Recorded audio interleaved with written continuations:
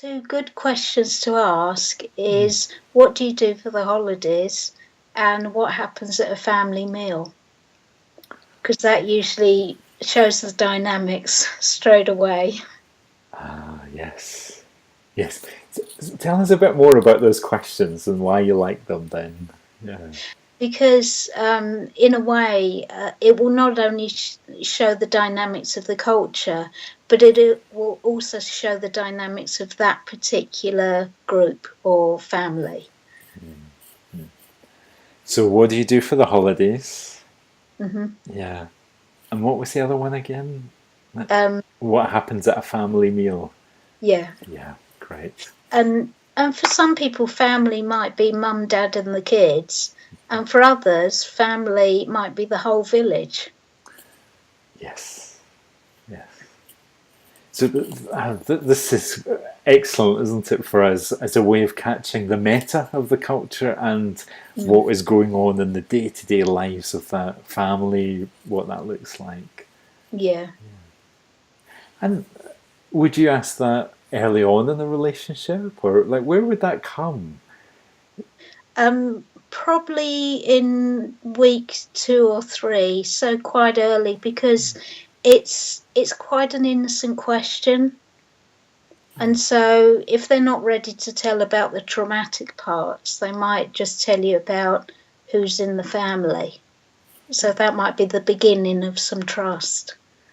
Yeah, like it could be an easy way to make contact. Yeah. Yeah, oh, my mum does this, or my son does that, and yeah, or this is what we do when we're all off work for the holidays, and Yeah. and in that there might be some clues about what goes on. Like there might be some hints at trauma that we might then stay on the lookout for. Yeah. Yeah. But it might be too early to get into that trauma, but it might just give us a clue about what could be coming. Yeah, and some of it might be that they've had trauma, but they don't know they've had trauma. Yeah. So you have to be very careful on the discussions around that. Yes. Yeah. If we instantly jump to formulating an experience as traumatic and that's not how the client sees it, that could be really unhelpful. Yeah. And, so it might make a client jump to the conclusion that you don't like their culture when, That's you just...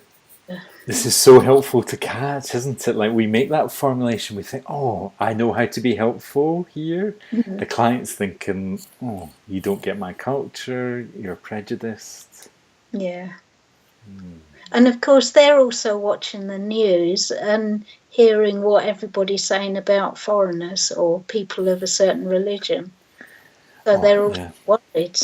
Yes. People who are not working or people who have a disability, all these cultures and what is said about them, all the cultures that we've been talking about. Yeah. And it can even happen between classes, those who earn a lot and those who don't. I've heard comments from those who do have a really big salary, oh, why don't those people get off the streets and just get a job? And it's like, well, they left school at 12. Yeah. They can't. So, It's not the same deal for them. Yeah. And if you spot something that looks like it might be trauma, but the client doesn't seem to be thinking about it like that, do you have a sense of how you would respond to that? You would kind of leave it for a few sessions, or I guess it's going to be different with each client. Yeah. Well, you could say something like, oh, you made a comment a few weeks ago and I'm kind of interested in that. And that will kind of show whether they're ready to talk about it. Yeah. Like the client might say, oh, I've been thinking about that too. And when I talked about it, I thought it was a bit something, or the client might not want to go there at all and it's still too early. Yeah. Yeah.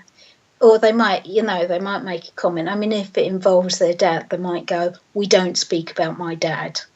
And you kind of, definitely that there's something there, but it's just not the time. Yeah. So that's a massive clue. And we need more trust building. Is that what else we're hearing? Yeah. And that takes us right back to what you were saying towards the beginning of the hour, that clients who've experienced trauma often need longer to build that trust, to make those repairs.